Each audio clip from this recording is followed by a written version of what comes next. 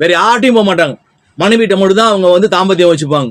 அவ்வளோ ஒழுக்கமாக இருப்பார்கள். சுக்கிரன் நீசமாகி இருப்பவர்கள்லாம் பார்த்தா அது எப்படி நீசமா இருக்கு, ரொம்ப கெட்டு போயிருக்கான்றத பார்க்கணும். கடவுள் ஏன் மனிதனை படைத்த போது காமத்தையும் அவனுக்குள்ளே வைத்து படைத்தார்? அதாவது மனித இனம் பெருகணும்னு மட்டும்தான் அவரு வச்சு படைச்சாரா? இல்ல அவனுக்கு ஒரு சுகபோகமான வாழ்க்கை இன்பமா இருக்கணும் அப்படிங்கிறதுக்காக அவனுக்குள்ள காமத்தை அவனுக்குள்ளன்னு மட்டும் இல்ல, பெண்ணுக்குள்ளேயும் ஆணுக்குள்ளேயும் அந்த காமம் என்கிற இன்பத்தை வைத்து ஏன் கடவுள் படைக்க வேண்டும்? ஏன்னா இந்த காமத்தால் பார்த்தீங்கன்னா பல்வேறு விதமான சண்டைகள், சச்சரவுகள், கொலை, கொள்ளை போன்று பல விஷயங்கள் இந்த காமத்தின் அடிப்படையில் பல்வேறு விஷயங்கள் இங்கே நடக்கின்றது. காமம் இல்லைன்னா காதலும் இல்லைன்னு. ஒரு பெண் ஒரு ஆணை காதலிக்கிறாள். எப்படி காதலிக்கிறாள்? அவள் ஈர்க்கப்படுகிறாள். அந்த ஆணின் மீது காமத்தில் ஈர்க்கப்படுகிறாள். ஒரு பெண்ணின் மீது ஒரு ஆண் காமம் சார்ந்து ஈர்க்கப்படுகின்றான்.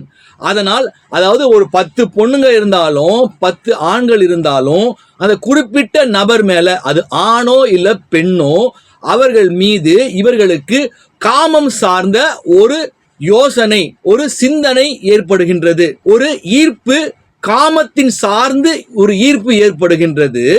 அந்த காமத்தின் ஈர்ப்பு தான் அது காதலாக மாறுகின்றது. இதுதான் நிதர்சனமான உண்மை.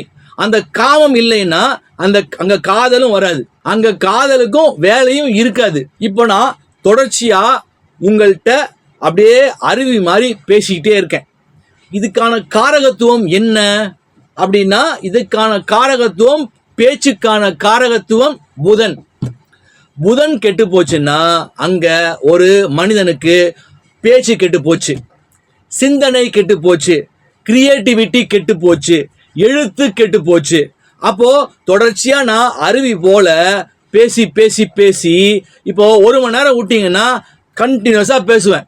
ஒரு ஸ்டேஜில் விட்டீங்கன்னா எந்த பயமும் இல்லாம ஃப்ளோவா பேசுவேன். அப்போ புதன் சிறப்பாக இருக்கின்றது.